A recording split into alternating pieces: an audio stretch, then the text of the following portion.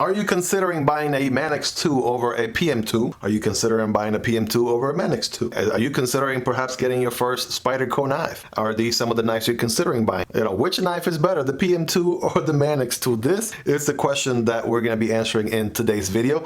What's going on, guys? My name is Miguel EDC, and you're watching the Miguel EDC channel here, where we talk everything knife and EDC gear. I don't know how many times I can fit the word EDC into the last couple of sentences, but there's that.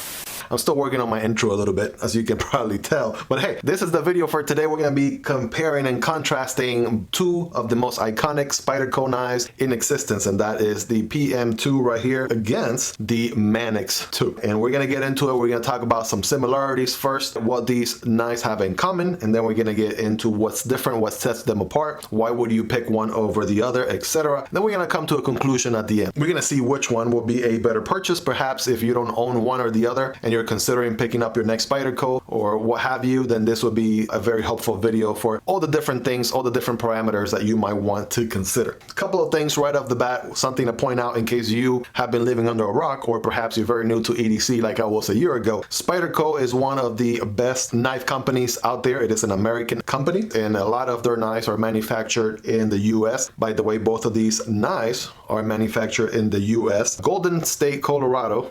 What I put a state from?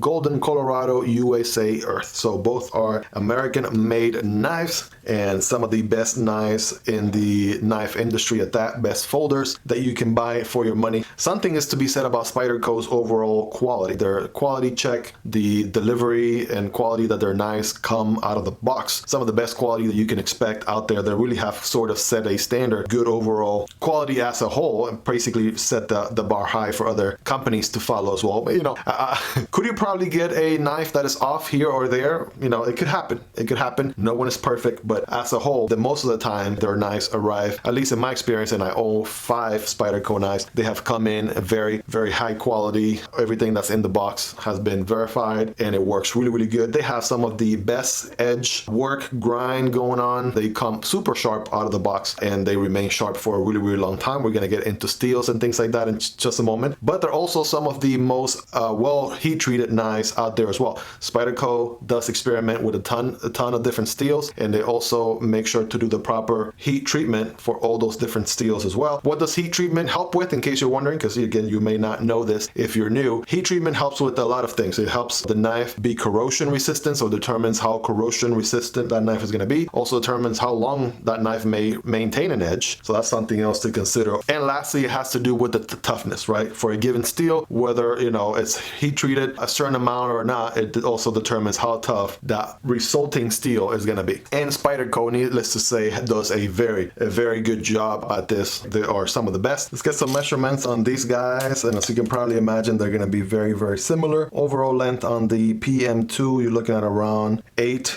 1/4, maybe a hair more than 8 1/4, whereas the Manix 2, you have about 8 inches exactly, so it is going to be about a 1/4 inch smaller knife. Handle wise, let's see, the handle, let's just keep some consistency here, Miguel.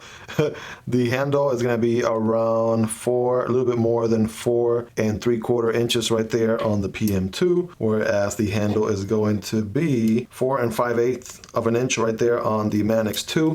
As far as the cutting edge, let's see, what do we have? Cutting edge on the PM2 is going to be 3 1/2, whereas cutting edge on the Manix 2 is going to be exactly 3 inches. So you do get a little bit more cutting edge, a 1/4 inch for whatever it's worth, right? If you are someone that's looking to get the longest cutting edge out of a knife, probably the PM2 would be something to consider there. Again, 1/4 inch, you're not really talking about much, and that also helps with the Manix 2. Again, has a smaller handle and a smaller blade and cutting edge. Both knives actually rock the Spyderco iconic hole, right, which is of course a trademark for all Spyderco knives. Makes it super easy to have multiple ways of deployment on these knives.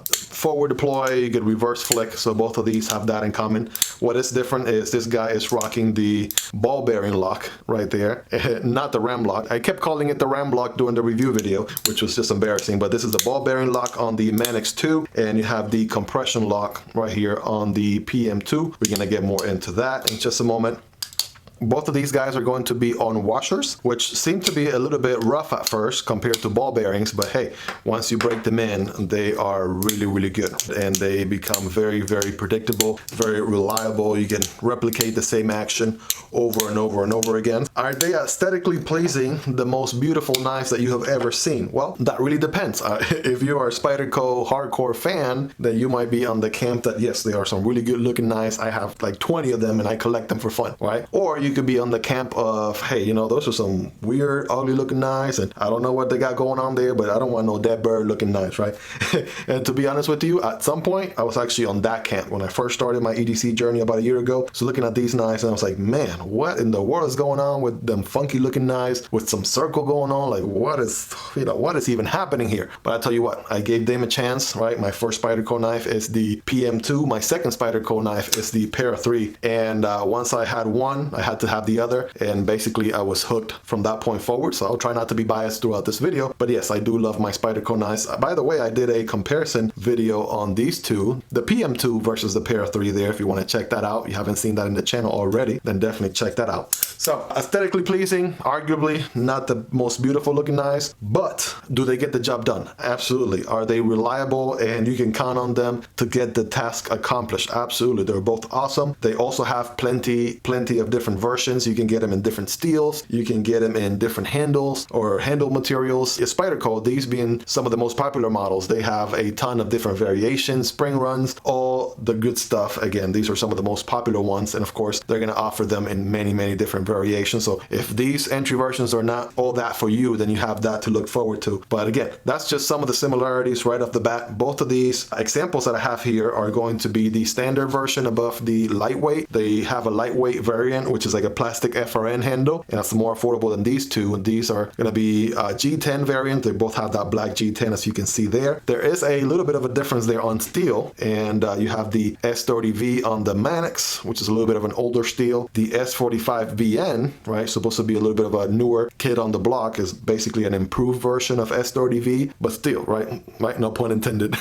You may choose one or the other. You honestly can't go wrong with either or. They're both that good. I think without getting too technical, because I'm not a metallurgist, if I can even say that word right, S45VN has some, you know, extra stuff in the composition that adds a little bit more of corrosion resistance and whatnot. But again, I'm not an expert. Do your research of that if you really want to compare and contrast both steels, but they're both solid and reliable, and you can't go wrong with either or. Both of the knives have a flat grind going on, which is good, right? That's going to make these knives very slicey, okay? And what's going to be different here is going to be your blade shape. That's probably the one thing that everyone is going to be considered the most. The PM2 has a straight drop, right? This right here is a straight line, and then you have a little bit more of a straight line here with a southern belly right there at the end. So that's what the PM2 has going on there as far as blade shape. The Manix is a little bit more of a leaf shape style, or a little bit of a curved drop at the top, but also a predictable curved belly as well. Very iconic, very unique, right? Somewhat symmetrical, if you will, if you're wearing for the hole, of course, being closer to the top there. And you know, if anything, this one might give you the advantage. The Manix might give you the advantage for those precision cuts. If you're doing draw cuts and things like that, that's going to be the way to go there. The Manix is going to have the tip accessible just a little bit lower in the blade, which is good. Both of them offer jimping going on all throughout. You have good jimping right here in the thumb ramp on the PM2, and you have some jimping going on right underneath the blade right here as well. The Manix will take the cake right here though as far as jimping goes, because it has jimping on the spine of the blade there, but also on the spine of the handle here, and even on the underside. Tons of jimping going on there and all throughout right here, which is really good. So when it comes to grip, right, as Nick Shabazz will say, if you walk into the Vaseline factory with this guy, it's not going anywhere. You're gonna have probably the best grip in your lifetime with the Manix 2 as compared to the PM2, which doesn't fall that far behind, but again, just have a lot more jimping going on this guy, which helps with the grip a ton. Both of them offer a forward choke option as well. They both have the little index finger protection going on right there. So no sharpening choil, and that's a little bit subjective. Some people hate that, the fact that Spyderco doesn't give you a sharpening choil. Some people are okay with that. I'm fine, you know, I'm not one way or the other. That's how the designer chose to do it. So I'm okay with that for now. Maybe one day I'll have some beef with that, but not today. And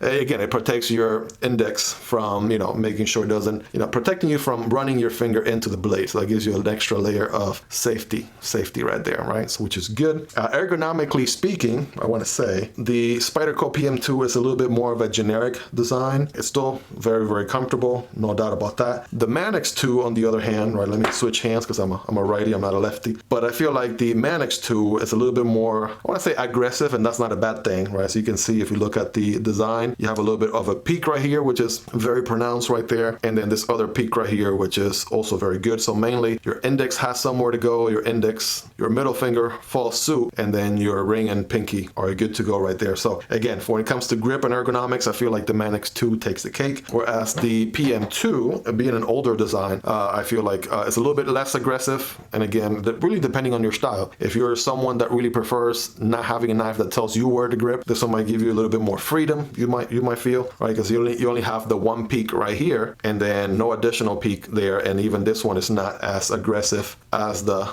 peak right there on the Manix. So you guys be the judge right there. I'll put them side by side so you could see. You also have a little bit of a belly there on the PM2, right? A little bit of a belly here on the Manix 2, but you can sort of compare and contrast them like that as well. All right, so let's address the elephant in the room, and that is one of the biggest difference between these two, aside from some of the items that we've talked about, is the fact that the PM2 has the very iconic Spyderco compression lock, which is very similar to a liner lock, except it happens in the back of the spine here on the knife instead of down here in the front. So very, very secure mechanism, very, very reliable, easy to operate, right? With your index finger, but basically you press on the little compression tab and that releases the blade, and it makes it very nice and easy to open and close. Whereas the Manix 2 has a different mechanism, one that you don't see as much as you do on so many of the other Spyderco knives. The compression lock you see across the lineup in so many models, again, including the Para 3 right here has a compression lock.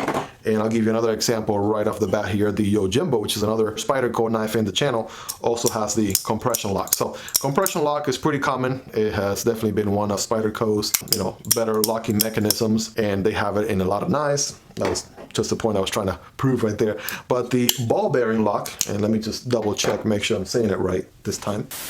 Yes, the ball bearing lock is very similar to a axis lock from Benchmade, or now that they have opened up the patent, very similar to a crossbar, what you may be used to a crossbar locking mechanism, except it actually has a big ball right here that basically wedges in between the blade and kind of holds it in place. And it is basically pushed forward with the spring, which you can see through here. There it is right there in the middle. If the camera would focus, there it is. And then when you really think about it, right, both mechanisms, without doing any crazy testing, both mechanisms are really, really good. The Manix 2 with the ball bearing lock probably takes the edge, I would think, because in order to fail this lock, you basically have to crush a metal ball, right? You got a metal ball stopping this blade here from closing up, and you will literally have to crush that metal ball in order to disengage this knife. So that is something that maybe gives the ball bearing lock an edge over the compression lock, but that is just something for you to consider.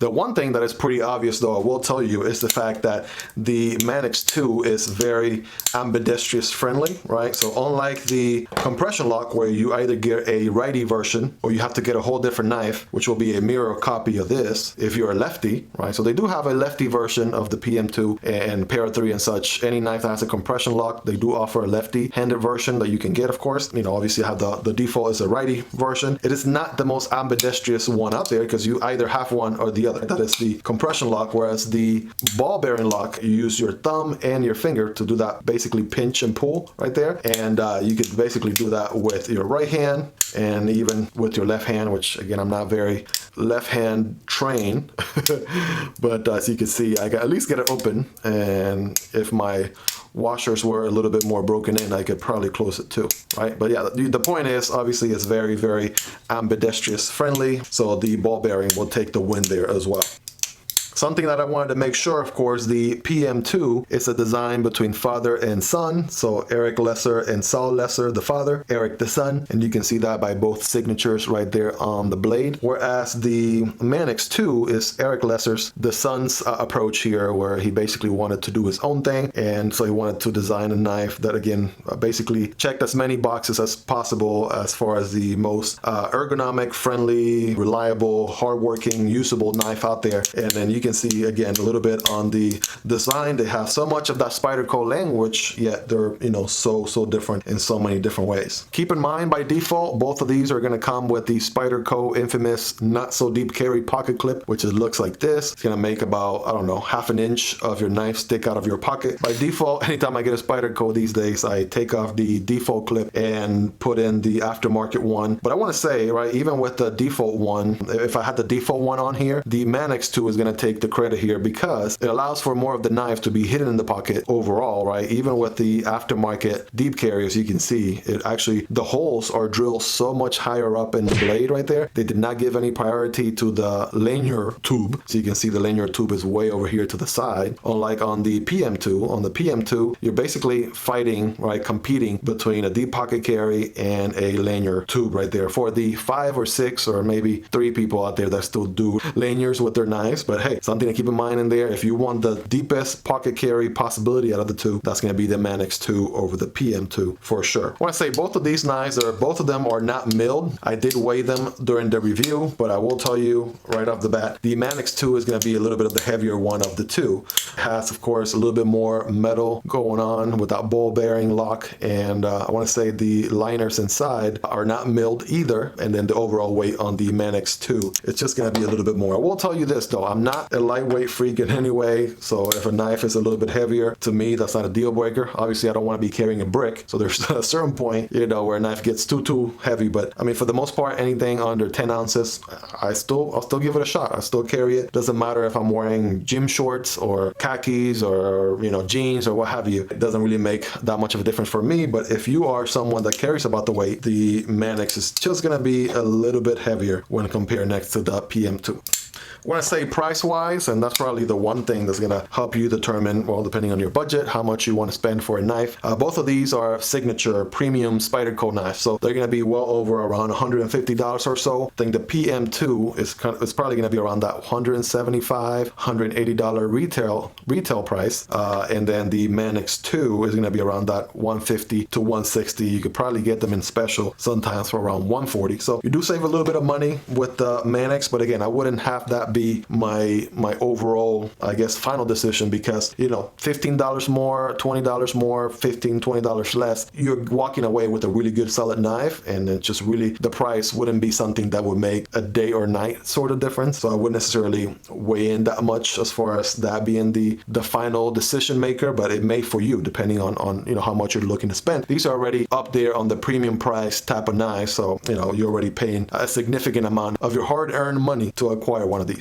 All right, so conclusion time. All right, let's pick one here for the video, right? Let's kind of see how we stack up. Again, guys, this video is completely my opinion. You may agree or disagree with me, and we can still be friends. If I pick one over the other, it doesn't mean the world is coming to an end. It might just be one small little preference over the other, and that's what really makes it that I, you know, if I had to really pick one versus the other, this is what I would do, or this is the one that I would pick. But honestly, I love them both. I'm so glad that both the PM2 and the Manix are in my collection, and I EDC them a ton, and I'm always happy, always have a smile on my face anytime I get to put them in my pocket as part of my rotation. But based on everything that we have talked about, again, the final decision is yours. They are, again, pretty similar, comparable knives. If you have specific laws that limit you to only a 3-inch type of blade, then probably the decision has been made for you for the Manix 2. Something to consider there. Do research your local laws. You want to make sure, guys, at any point, you should be very familiar with your local laws to make sure that you're not breaking any of them, right? I'm not an attorney, but be very familiar with that, because the PM2 is 3 1/4 on the edge, so it's a little bit longer than 3 inches if that's the cutoff for whatever laws you may have locally. Now, me personally, right, which one would I pick over these two? Well, I do love the PM2, and I have come to appreciate the compression lock a ton. I have found that there's only so much carrying I can do with the compression lock if I were to carry like days back to back to back to back.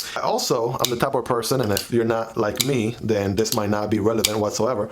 But I'm also the type of person that if I'm carrying a knife, there are going to be instances throughout the day where I'm going to sit there and I'm going to play with the knife. And every knife that I carry on a daily basis probably gets deployed, I don't know, hundreds and hundreds of times throughout the day. And you know, what you'll find is the compression lock does kind of beat up your index finger quite a bit. You know, maybe I'm just a wimp and it does that to me. Maybe you have the rock hands and that doesn't happen to you, and that's maybe not a important topic or point for you, but at least that's my personal opinion. I know they make a CME. Some aftermarket retailers out there have a CME or compression made easy. It's kind of like a button that you can glue to your compression lock, and so it makes it easier to use. Haven't quite looked into that, but maybe I will in the near future. But other than that, I don't have any complaints whatsoever with my PM2, and I love it. I EDC it a ton. Same with my Para 3, by the way, so same concept there, just a little bit smaller. Why would I choose the Manix 2 over the PM2? Well, to tell you the truth, guys, ever since I got this knife in the channel, I have not been able to put this knife down, and I have just been carrying it a ton. Honestly, again, personal opinion here, again, based on everything that we have already discussed, I have a personal preference towards the ball bearing lock just a little bit more than the liner lock. So that's why if I really had to pick one over the other, I will go with this guy. There's just something about how that ball bearing disengages the blade and then re-engages right there to lock the blade in place. The fact that you know, I'm using my thumb, my index here. Once it's broken in, maybe at first it was a little bit tough on me, but once you break it in, it's just so satisfying of a knife. So you get forward deploy on this guy. You know, as long as you put a decent amount of pressure, then you'll deploy it no problem. You can reverse flick this guy just like the PM2, but I feel like the ball bearing is just a little bit, I guess, if anything, a little bit more fidgety and just a little bit more friendly for me to, again, continue to do the habit that I have of flipping a knife hundreds and hundreds of times during any given day. And if you're anything like me, that may have some value to you. If you're, you know, someone who always looks at knives as, you know, hardworking tools, you shouldn't be playing with your knives, what's wrong with you? Then this might be irrelevant. But yeah, that's really the only thing. I love the jimping on this guy everywhere. When I'm gripping this knife, I know it's not going anywhere. So I take that into consideration quite a bit. And other than that, the ergonomics, right? Ergonomics are pretty good for me. I don't mind the peak here being as aggressive as it is, having a second peak. I know when I'm putting in work with this guy, it is not going anywhere, and that's good. Again, if I really had to pick a winner, what is going to be probably the better answer, if you guys have seen any similar videos like these on the channel, the better answer is, hey, you know, why limit yourself to one knife or the other? Why not experience both? And that's definitely the approach that I have taken here. I'm willing to bet that even if you choose one knife over the other during your EDC journey, there's going to be that little itching desire inside of you that's going to want you to pick the other one eventually at some point. So in my personal experience, I've had the PM2. It's my OG Spyderco that I got. Then I went ahead and I fell so much in love with the PM2, I had to have the little brother, the Para 3. And, you know, it was a great combination. There were days where I wanted a larger blade or smaller blade. I had some options there. Then I actually picked these up at the same time, the Spyderco Yojimbo 2 and the Manix 2 around the same time. And again, the Yojimbo also has the compression lock as well. And I've just been loving all of these knives so much. I plan to do a comparison video with the Yojimbo sometime in the future. There's also the Spyderco Smock that I plan to do a comparison video sometime in the future as well. But yeah, these are my Spyderco knives, as you can see, right? So many different locking mechanisms on these guys. Again, the compression lock being the most popular one. But Spyderco has been a company that I have sort of fallen in love with. 5 knives so far, that is the most out of any manufacturer that I have up until this point. And if it really comes down to these two, again, I could take any of them and be happy. But if I really had to choose one because my life depended on it and I just had to pick one, then I would take the Manix 2. Again, for the reasons explained earlier. To me, it's a little bit of a more solid package. I like the extra weight on it as well. The ball bearing lock really is so fun, fidgety, and I know it's a strong lock as well. Easier to use, very ambidextrous friendly, right? If you're a lefty out there, you could use it with your left hand, all that good stuff. So There you have it, guys. There is the video. Let me know in the comments if I missed anything, if there are any other parameters that you would have considered, anything else that you would have taken into consideration. Let me know in the comments. Let's have a discussion down there. Any questions that you may have about these knives or any of the knives in the video, by the way, all of them, there'll be links in the description for all of these knives, and all of them also have review videos if you want to check them out in more detail. If you're stopping on the channel for the first time, guys, this will be a great opportunity to go ahead and consider subscribing. I make all types of knife videos on a daily basis, so if you are stopping by, please go ahead and hit that subscribe button on the way out. Don't forget to hit the like button as well. Thank you so much for all your love and support. I really couldn't do this without all of you guys. There's also a Patreon link down below if you want to consider supporting the channel as well a step further. Check that link out there, and thank you to all my Patreon supporters. Guys, thank you so much, and you have yourself a wonderful rest of your day. I'll catch you guys on the next one. Peace.